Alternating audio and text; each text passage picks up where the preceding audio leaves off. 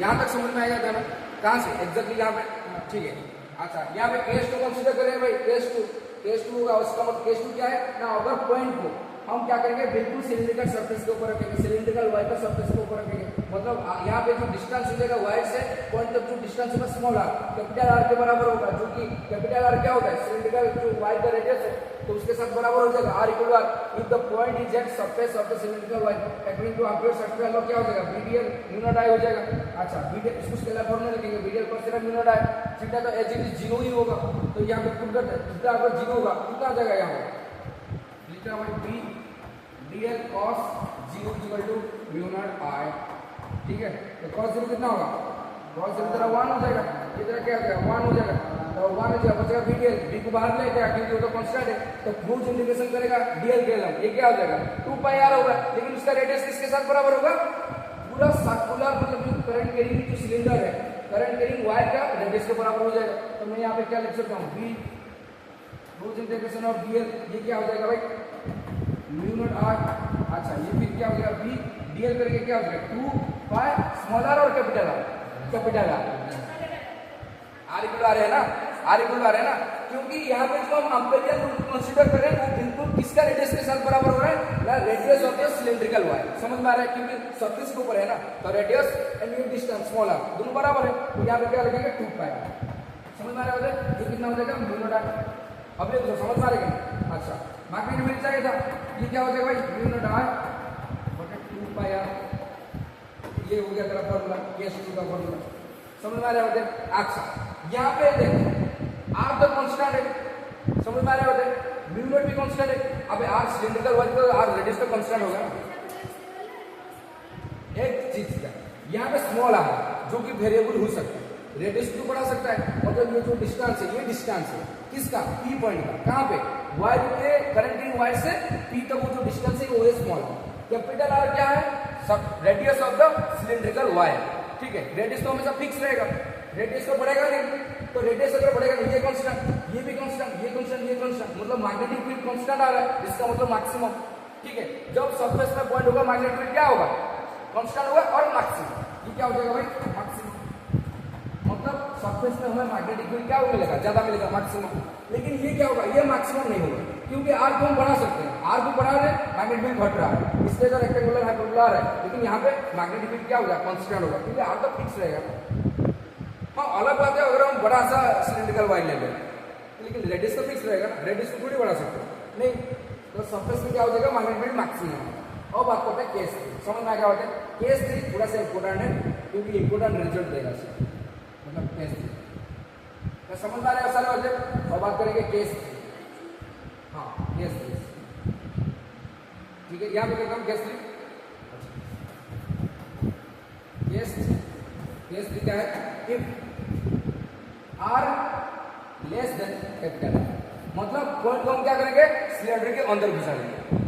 3 reason की बात कर रहे हैं, पहला रीजन आउटसाइड द सिलेंडर, फिर surface of on the surface of the cylinder, फिर third case inside the cylinder, समझ में आ रहा होता है। व्हेन मैं यहाँ पे लिखता हूँ व्हेन द पॉइंट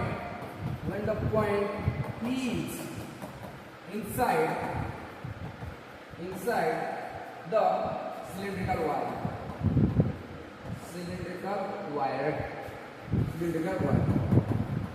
ठीक है। पहले बार क्या करेंगे भाई, पहले वो डायग्राम को यहाँ पे उठा के लेके आएंगे क्योंकि वो जरूरी है समझना। भाई आ जाओ,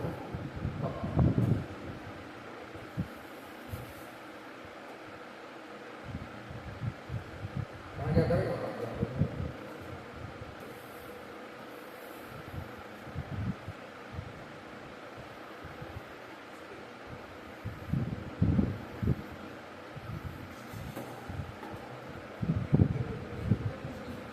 क्या समझ में आ रहा है, सबको हटाओ, दोबारा बना रहा हूँ, एक सेकेंड, ये हो गया भाई, ये हाथ में हट जाओ, ये हो गया था। और हमें पता था कि जो मैग्नेटिक फील्ड का डायरेक्शन था वो एंटी क्लॉकवाइज था कि नहीं, मैग्नेटिक फील्ड का डायरेक्शन जो था वो क्या था, एंटी क्लॉकवाइज डायरेक्शन में था, ये था। कभी कभी क्या होता है मेरा साथी हॉलीवुड टाइप का होता है, हॉरिबल टाइप, हॉरिबल का मतलब है गजब। क्या समझ में आ रहा है? ये तो क्या है एंटी क्लॉकवाइज डायरेक्शन में, मतलब ऐसे होगा। क्या समझ में आ रहा है? एंटी क्लॉकवाइज डायरेक्शन में ये मेरा मैग्नेटिक फील्ड है, समझ में आ रहा है? अच्छा, ये मैग्नेटिक फील्ड का डायरेक्शन है। और मैं क्या कर रहा हूँ भाई, पॉइंट पी को मैं किधर ला रहा हूँ? Inside the cylinder. मान लो सिलेंडर के अंदर मैंने एक पॉइंट को यहाँ पे माना, कहाँ पे मानूंगा भाई? बिल्कुल इसके अंदर मानूंगा, यहाँ पे। ये मेरा पी पॉइंट हो गया। किसके अंदर है? करंट कैरिंग सिलेंडर जो है, current infinity straight current carrying conductor जो है, जो सिलेंड्रिकल वायर है, उसके अंदर को मैंने, उसके अंदर ही मैंने एक पॉइंट मान लिया पी। तो मेरे को इस पी पॉइंट पर इस वायर के कारण मैग्नेटिक फील्ड कितना डेवलप हो रहा है कैलकुलेट करना है। कौन सा लॉ यूज करके? एम्पीयर सर्किट लॉ यूज करके। क्या समझ में आ रहा है? अच्छा, यहाँ पे दो कंडीशन होगा। When the point P is inside the cylinder, जब पॉइंट पी को हम सिलेंडर के इनसाइड मानेंगे तो यहाँ पे दो मतलब पॉसिबिलिटीज आ जाए। दो पॉसिबिलिटी हो सकता है। There are two possibilities, there are two possibilities, ठीक है। जब पॉइंट को जहाँ पे हम मैग्नेट्यूड और मैग्नेटिक फील्ड कैलकुलेट करना है, अगर हम उसको सिलेंड्रिकल वायर के अंदर माने तो वहां पे दो पॉसिबिलिटी बन सकता है। कितना पॉसिबिलिटी बन सकता है? दो पॉसिबिलिटी बन सकता है। क्या क्या? पहला पॉसिबिलिटी यहाँ पे फास्ट केस, यहाँ पे लिखता हूँ फास्ट केस। समझ आ रहा है? दो पॉसिबिलिटी है ना। फास्ट केस क्या होगा? If the current flows on the surface of the cylinder, on the surface of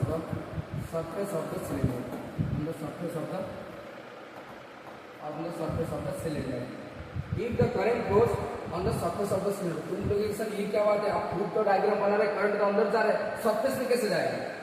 अबे ये अगर हॉलो कंडक्टर होगा, मान ले हॉलो सिलेंडर क्या होता है? अंदर से खोखला जो पाइप होता है, पाइप सिलेंडर होता है कि नहीं? अंदर से खोखला होता है, ठीक है कि नहीं? तो सरफेस में भी करंट जा सकता है। मान जाए कंसीडर किया, कंडीशन कंसीडर किया, समझ में आ रहा है? तो if the current flows, if लिखा है, if the current flows on the surface of the cylinder, that means